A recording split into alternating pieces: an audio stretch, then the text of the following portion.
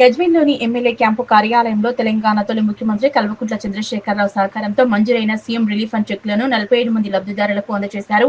గజ్వేల్ నియోజకవర్గ BRS party in charge Vanteru Pratap Reddy. ఈ సందర్భంగా వంటేరు ప్రతాప్ రెడ్డి మాట్లాడుతూ ముఖ్యమంత్రి సహాయ నిధిని ప్రైవేటు ఆసుపత్రుల్లో చికిత్స పొందుతున్న వారు సద్వినియోగం చేసుకోవాలన్నారు. గతంలోని కేసీఆర్ ప్రభుత్వంలో లక్షలాది మందికి ముఖ్యమంత్రి సహాయ నిధి ద్వారా అందుకోవడం జరిగిందని వంటేరు ప్రతాప్ రెడ్డి తెలిపారు.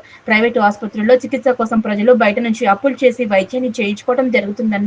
గతంలో కేసీఆర్ ప్రభుత్వం సీఎంఆర్ఎఫ్ చెక్కులను మంజూరులో గరిష్ట మొత్తాన్ని ఇచ్చేదన్నారు. ప్రస్తుత కాంగ్రెస్ ప్రభుత్వం సీఎం రిలీఫ్ ఫండ్ మంజూరులో కూడా కోతలు విధించడం జరిగిందన్నారు. గజ్వేల్కు చెందిన గుంటూరు బాలకృష్ణ ప్రైవేటు ఆసుపత్రిలో చికిత్సకు దాదాపు 47 లక్షల వరకు ఖర్చు పెట్టడం జరిగిందని, 47 లక్షల బిల్లును సీఎంఆర్ఎఫ్ కు అప్లై చేస్తే 60,000 రూపాయలను కాంగ్రెస్ ప్రభుత్వం మంజూరు చేయడం చాలా దారుణమన్నారు.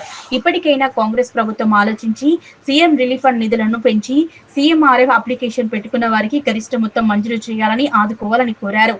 ఈ కార్యక్రమంలో గజ్వేల్ మాజీ మున్సిపల్ చైర్మన్ ఎన్సీ రాజమౌళి, మండల పార్టీ అధ్యక్షులు బెండె మధు, పట్టణ అధ్యక్షులు నవాజ్ మీరా, వర్గల్ ఎంపీపీ లతా రమేష్ గౌడ్, కౌన్సిలర్లు ఉప్పలమెట్టయ్య, మరికంటి కనకయ్య, గుంటుకు రాజు, రహీం, హైదర్ పటేల్, ఉపేందర్ రెడ్డి, కిరణ్ గౌడ్, ఉమర్ అహ్మద్, అబ్దుల్, రాజు, కరీం లబ్ధిదారులు పాల్గొన్నారు.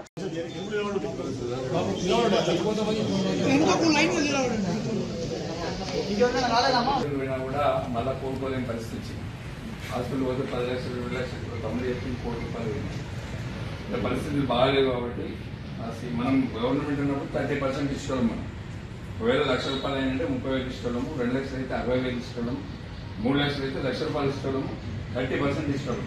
ఈ గవర్నమెంట్ వచ్చిన తగ్గించింది. మనం ఎంత ఉండని 60,000 ఇస్తున్నాం. 10 లక్షలు పెట్టిన 60 ఇస్తున్నారు, 20 లక్షలు పెట్టిన 60 ఇస్తున్నారు, ఎంత పెట్టినా 60 ఇస్తున్నారు. అది కూడా మనం 3 సార్లు 4 సార్లు 10 సార్లు పోవాల్సి వస్తుంది. కాబట్టి మీకు మన ఊళ్ళల్లో ఎవరైనా గిన్నెలు పేదోళ్ళు ఉంటారు, ఎంత వస్తే దర్శనానికి ముఖ్యంగా లాభం, వచ్చిన కానీ లాభం. కాబట్టి ఎవరైనా హాస్పిటల్ పోయించినప్పుడు ఉంటే వాళ్ళని తీసుకుని చెక్లు ఆ బిల్సింగ్ పంపించినట్టయితే చేసి మళ్ళీ ఈ చెక్ ఎక్కిస్తాయి. మీరు రూపాయి పెట్టాల్సిన పని లేదు, ఎవరు పైన కావాల్సిన పని లేదు, అంతే కదా. కాబట్టి మీరు ఇది ఇచ్చిపోతే మళ్ళీ మేమే ఫోన్ చేసి మళ్ళీ మీరు చెక్ ఇస్తాం, అంతే కదా. మీకు ఏమి ఇబ్బంది పెట్టండి. మళ్ళీ ఇక్కడ ఫోన్ నెంబర్ ఉంటుంది, అమ్మాయి ఉంటుంది, మా అమ్మాయి ఉంటాడు, ఫోన్ చేస్తే మనం రెస్పాండ్ అవుతాం. ఒకసారి ఏమైనా ఉంటే కూడా ఇలాంటి దవాఖాన వేసినప్పుడు తీసుకొచ్చి మన ఆఫీస్ పంపిస్తే వాళ్ళకి న్యాయం జరుగుతుంది. ఓకే.